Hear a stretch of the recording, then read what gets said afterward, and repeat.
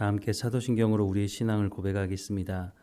나는 전능하신 아버지 하나님 천지의 창조주를 믿습니다. 나는 그의 유일하신 아들 우리 주 예수 그리스도를 믿습니다. 그는 성령으로 잉태되어 동정녀 마리아에게서 나시고 본디오 빌라도에게 고난을 받아 십자가에 못 박혀 죽으시고 장사된 지 사흘 만에 죽은 자 가운데서 다시 살아나셨으며 하늘에 오르시어 전능하신 아버지 하나님 우편에 앉아 계시다가 거기로부터 살아있는 자와 죽은 자를 심판하러 오십니다. 나는 성령을 믿으며 거룩한 공교회와 성도의 교제와 죄를 용서받는 것과 몸의 부활과 영생을 믿습니다. 아멘. 찬송가 269장 함께 찬양하겠습니다. 269장 함께 찬양하겠습니다. 그 참혹한 십자가에 주 달려 흘린 피 샘물같이 늘 흘러서 죄 씻어주시네. 값없어도 다 나와서 내 죄를 고하면 흰 눈보다 더 희도록 참성 열어드리. 나 믿노라 나 믿노라 그 보혈 공로를 흠없어도 피 흘리사 날 구원하셨네. 저 흉악한 한강도는 제 죄를 깨달아 죄 없으신 주 예수를 구주로 믿었네. 내 지은 죄 흉악하나 주 예수 믿으면 용서받은 강도같이 곧 구원받으리. 나 믿노라 나 믿노라 그 보혈 공로를 흠없어도 피 흘리사 날 구원하셨네. 온 백성의 죄 사하신 하나님 어린 양 그 십자가 지심으로 온 인류 구했네. 저 영원한 새 나라에 다 같이 모여서 금 검은고 한 곡조로 새 노래 부르리. 나 믿노라 나 믿노라 그 보혈 공로를 흠없어도 피 흘리사 날 구원하셨네. 아멘. 오늘 하나님께서 우리에게 주시는 말씀은 사도행전 12장 1절에서 19절까지의 말씀입니다. 사도행전 12장 1절에서 19절까지 말씀 우리 함께 읽겠습니다. 그때 헤롯 왕이 손을 들어 교회 중에서 몇 사람을 해하려 하여 요한의 형제 야고보를 칼로 죽이니 유대인들이 이 일을 기뻐하는 것을 보고 베드로도 잡으려 할세 때는 무교절 기간이라 잡음에 옥에 가두어 군인 넷씩인 네 패로 맡겨 지키고 유월절에 백성 앞에 끌어내고자 하더라. 이에 베드로는 옥에 갇혔고 교회는 그를 위하여 간절히 하나님께 기도하더라. 헤롯이 잡아내려고 하는 그 전날 밤에 베드로가 두 군인 틈에서 두 쇠사슬에 매어 누워 자는데 파수꾼들이 문 밖에서 옥을 지키더니 호련히 주의 사자가 나타나매 옥중에 광채가 빛나며 또 베드로의 옆구리를 쳐 깨워 이르되 급히 일어나라 하니 쇠사슬이 그 손에서 벗어지더라. 천사가 이르되 띠를 띠고 신을 신으라 하거늘 베드로가 그대로 하니 천사가 또 이르되 겉옷을 입고 따라오라 한데 베드로가 나와서 따라갈새 천사가 하는 것이 생시인 줄 알지 못하고 환상을 보는가 하니라. 이에 첫째와 둘째 파수를 지나 시내로 통한 쇠문에 이르니 문이 저절로 열리는지라. 나와서 한 거리를 지나매 천사가 곧 떠나더라. 이에 베드로가 정신이 들어 이르되 내가 이제야 참으로 주께서 그의 천사를 보내어 나를 헤롯의 손과 유대 백성의 모든 기대에서 벗어나게 하신 줄 알겠노라 하여 깨닫고 마가라 하는 요한의 어머니 마리아의 집에 가니 여러 사람이 거기서 모여 기도하고 있더라. 베드로가 대문을 두드린데 노데라 하는 여자아이가 영접하러 나왔다가 베드로의 음성인 줄 알고 기뻐하여 문을 미처 열지 못하고 달려 들어가 말하되 베드로가 대문 밖에 섰더라 하니 그들이 말하되 내가 미쳤다 하나 여자아이는 힘써 말하되 참말이라 하니 그들이 말하되 그러면 그의 천사라 하더라. 베드로가 문 두드리기를 그치지 아니하니 그들이 문을 열어 베드로를 보고 놀라는지라. 베드로가 그들에게 손짓하여 조용하게 하고 주께서 자기를 이끌어 옥에서 나오게 하던 일을 말하고 또 야고보와 형제들에게 이 말을 전하라 하고 떠나 다른 곳으로 가니라. 나리샘의 군인들은 베드로가 어떻게 되었는지 알지 못하여 적지 않게 소동하니 헤롯이 그를 찾아도 보지 못하매 파수꾼들을 신문하고 죽이라 명하니라. 헤롯이 유대를 떠나 가이사라로 내려가서 머무니라. 아멘. 예수님을 전하던 사람들, 제자들을 잡아들였던 사람들은 처음에는 협박을 했죠. 협박을 하면 말을 들을 걸로 생각을 한 것이었습니다. 협박을 하면서 다시는 예수의 이름으로 말하지도 말고 가르치지도 말라고 말했지만 제자들은 이런 일로 겁먹지 않았습니다. 그런데 사실 겁을 먹을 수밖에 없는 사회적인 상황이 있었던 거죠. 왜냐하면 당시는 종교가 사회를 지배하고 있었던 때였기 때문에 종교 지도자들 눈 밖에 나게 되면 사회생활 자체를 할 수 없는 그런 시대였습니다.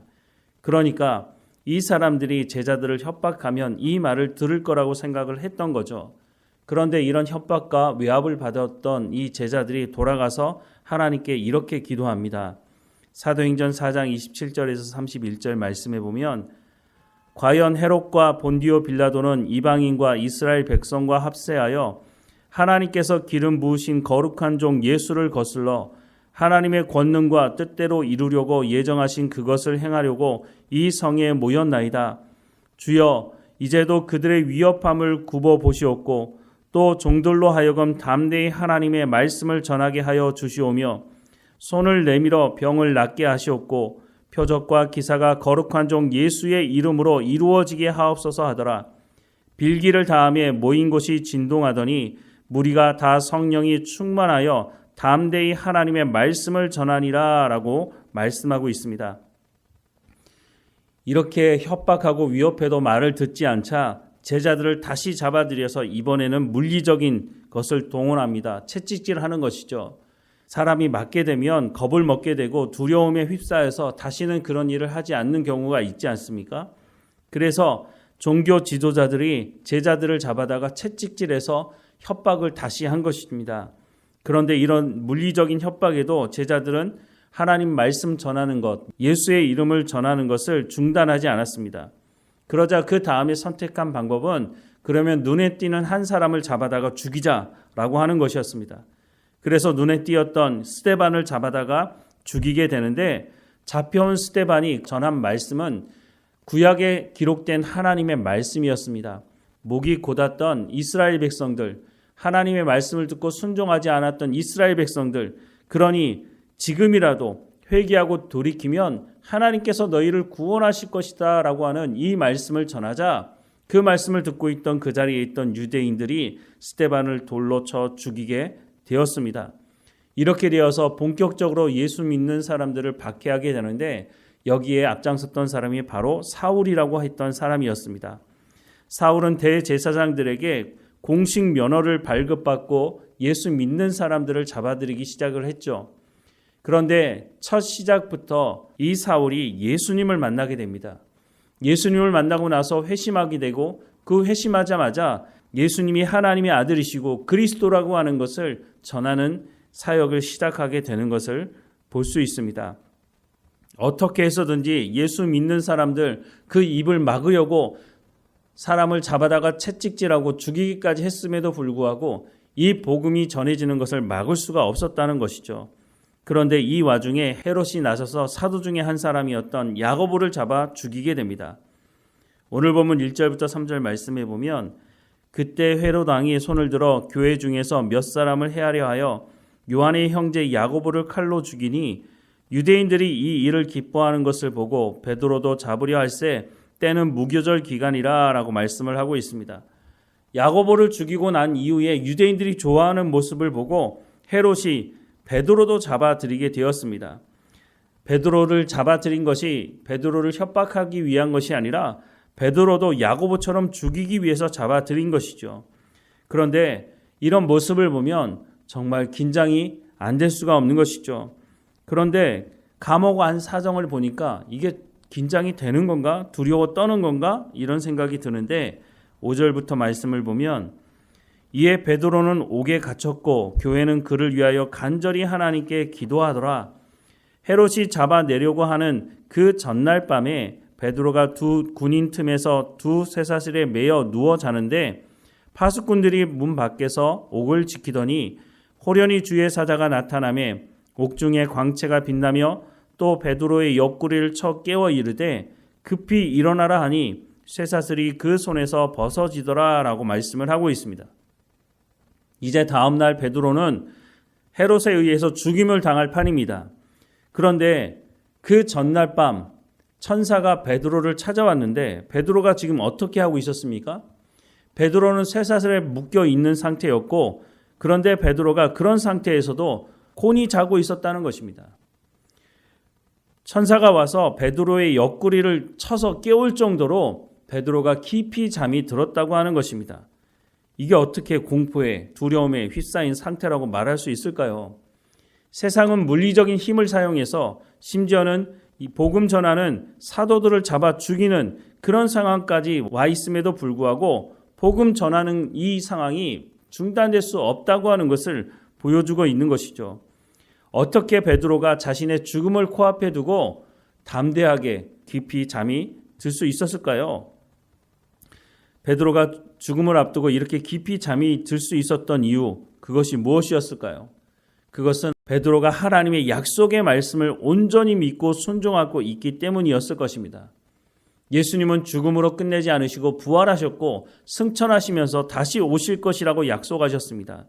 구약에서 약속하셨던 그 약속의 말씀이 예수님을 통해서 이루어졌던 것을 우리가 기억해 본다면 예수님께서 다시 오시겠다고 하는 그 약속의 말씀도 언젠가는 반드시 이루어질 것이라고 하는 것입니다. 베드로는 하나님의 약속의 말씀을 믿었던 것이죠. 그러니까 죽음으로 모든 것이 끝나는 것이 아니라 우리에게 영원한 하나님의 나라가 약속되어져 있다고 하는 것을 믿고 순종하고 있으니 자신의 죽음을 눈앞에 두고도 깊이 잠이 들 수 있었다고 하는 것을 우리는 알 수 있는 것입니다. 그런데 베드로가 감옥에 갇혀 있을 때 성도들이 기도했다고 말하고 있지 않습니까? 5절 말씀 하반부에 보면 간절히 하나님께 기도하더라 라고 말씀하고 있습니다. 그러면 도대체 베드로를 위해서 어떤 것을 위해서 기도했을까요? 보통 사람들은 아마도 베드로가 감옥에서 빨리 풀려날 수 있게 해달라고 기도했을 것이라고 생각할 것입니다. 그런데 그 내용을 보면 그렇지 않아 보입니다. 베드로가 천사의 이끌림을 받아서 감옥에서 나오고 난 이후에 성도들이 모여있는 마가의 어머니의 집으로 찾아가게 됩니다. 그래서 문을 두드렸더니 노대라고 하는 여자아이가 나왔는데 베드로의 음성을 듣고 돌아가서 베드로가 문 앞에 있다고 말을 합니다. 14절과 15절 말씀해 보면 베드로의 음성인 줄 알고 기뻐하여 문을 미처 열지도 못하고 달려들어가 말하되 베드로가 대문 밖에 섰더라 하니 그들이 말하되 내가 미쳤다 하나 여자아이는 힘써 말하되 참말이라 하니 그들이 말하되 그러면 그의 천사라 하더라 라고 말씀을 하고 있습니다. 만약에 이렇게 모여서 기도하고 있던 사람들이 베드로가 풀려나게 해달라고 기도했다면 이렇게 반응하지 않았겠죠. 그러면 이 사람들이 무엇을 위해서 기도했을까? 앞서 우리가 봤던 사도행전 4장 27절에서 31절 말씀을 다시 보면 과연 헤롯과 본디오 빌라도는 이방인과 이스라엘 백성과 합세하여 하나님께서 기름 부으신 거룩한 종 예수를 거슬러 하나님의 권능과 뜻대로 이루려고 예정하신 그것을 행하려고 이 성에 모였나이다. 주여 이제도 그들의 위협함을 굽어보시옵고 또 종들로 하여금 담대히 하나님의 말씀을 전하게 하여 주시오며 손을 내밀어 병을 낫게 하시옵고 표적과 기사가 거룩한 종 예수의 이름으로 이루어지게 하옵소서 하더라. 빌기를 다음에 모인 곳이 진동하더니 무리가 다 성령에 충만하여 담대히 하나님의 말씀을 전하니라 라고 말씀하신 이 기도를 하지 않았을까요? 성도들은 베드로가 풀려나기를 위해서 기도하지 않았던 것 같습니다. 그러니까 베드로가 문 앞에 서 있다고 하는 그 말을 듣고 나서 그 여자아이에게 너 정신이 좀 이상한 것 아니냐? 베드로는 감옥에 있을 것인데, 그리고 하는 말이 그러면 그 천사라 라고 말을 하고 있는 것을 보면 이 성도들은 베드로가 풀려나기를 위해서 기도하는 것은 아니었다고 하는 것을 알 수가 있는 것입니다. 오늘 우리가 어떻게 기도해야 하는지를 말해주고 있는 것입니다. 우리는 고난을 당하거나 문제가 있을 땐 하나님 이 고난에서 속히 벗어나게 해달라고, 이 문제를 빨리 해결하게 해달라고 하나님께 기도하지 않습니까? 그 기도가 정말 맞는 기도인가 하는 생각을 해보게 됩니다. 우리가 정말 기도해야 되는 것이 무엇이겠습니까?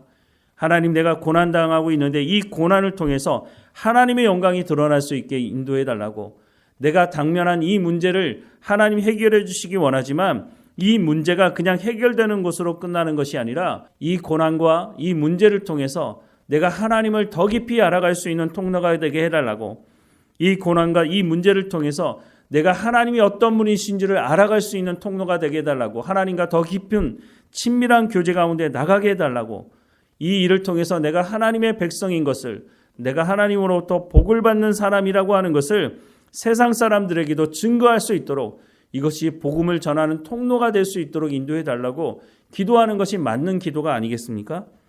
마태복음 6장 33절 말씀에 보면 먼저 그의 나라와 그의 의를 구하라, 그리하면 이 모든 것을 너희에게 더하시리라 라고 말씀하고 있지 않습니까?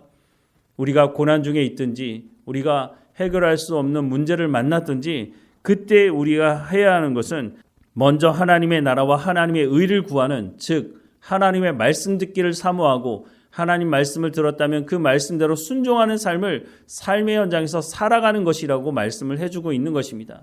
기도는 무릎 꿇고만 하는 것이 아닙니다. 기도는 우리의 삶의 현장에서 하나님의 말씀에 순종함으로 이루어가는 것이기도 한 것입니다. 그러니 우리가 고난과 위협 가운데 또 문제 가운데 당면해 있을 때 하나님께서 약속하신 그 약속의 말씀을 붙들고 우리가 하나님의 말씀이 우리의 삶을 통해서 이루어질 수 있게 해달라고, 내가 이 고난 때문에, 이 문제 때문에 그 고난과 그 문제 앞에 무릎을 꿇는 것이 아니라 하나님의 말씀을 의지하고 하나님께 더 깊이 나가는 시간이 될 수 있도록 인도해달라고, 이것이 복음의 통로가 되게 해달라고, 하나님의 복이 흘러가는 통로가 되게 해달라고, 그렇게 기도하는 것이 맞는 기도라고 하는 것을 말씀해주고 있다고 하는 것입니다. 하나님, 속히 이 고난을 벗어나게 해달라고, 이 고통으로부터 빨리 벗어나게 해달라고, 물론 기도할 수도 있을지 모르지만 우리가 기도해야 하는 것이 바로 하나님의 나라와 하나님의 의가 우리의 삶을 통해서 이루어지게 해달라고 기도해야 한다는 것을 오늘 본문은 말씀해주고 있습니다. 우리는 이 땅에서만 사는 사람들이 아닙니다.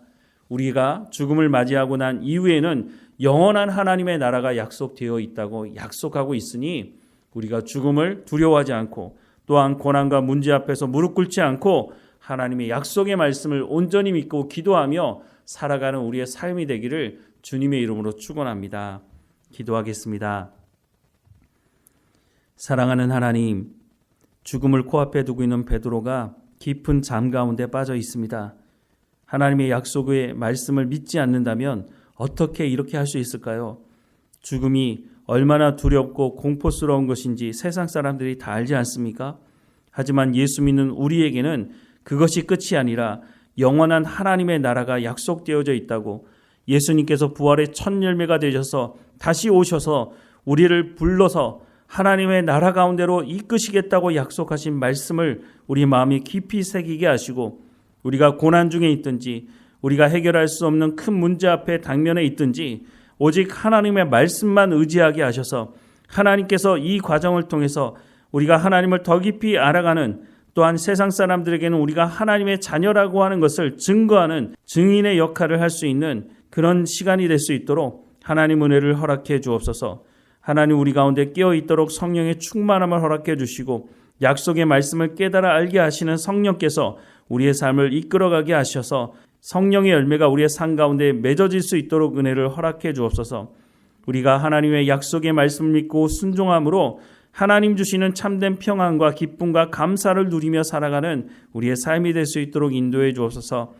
우리가 이렇게 믿음의 삶을 살아가는 것을 우리의 자녀들도 보게 하시고 우리의 자녀들에게는 믿음의 갑절의 은혜가 있게 하셔서 하나님, 우리보다 더 좋은 믿음을 가지고 하나님께 나가는 삶이 될 수 있도록 오늘도 어느 곳에 있든지 하나님 인도해 주시고 말씀해 주시고 하나님과 동행하는 우리의 자녀들의 삶이 될 수 있도록 인도해 주옵소서. 그래서 나를 통해 나를 먼저 예수 믿게 하셨으니 우리 집안이, 우리 가문이 하나님 앞에 온전하게 예배하는 가문이 될 수 있도록 은혜를 허락해 주옵소서.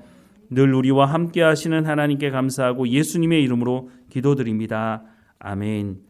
하늘에 계신 우리 아버지, 아버지의 이름을 거룩하게 하시며 아버지의 나라가 오게 하시며 아버지의 뜻이 하늘에서와 같이 땅에서도 이루어지게 하소서. 오늘 우리에게 일용할 양식을 주시고 우리가 우리에게 잘못한 사람을 용서하여 준 것 같이 우리 죄를 용서하여 주시고 우리를 시험에 빠지지 않게 하시고 악에서 구하소서. 나라와 권능과 영광이 영원히 아버지의 것입니다. 아멘.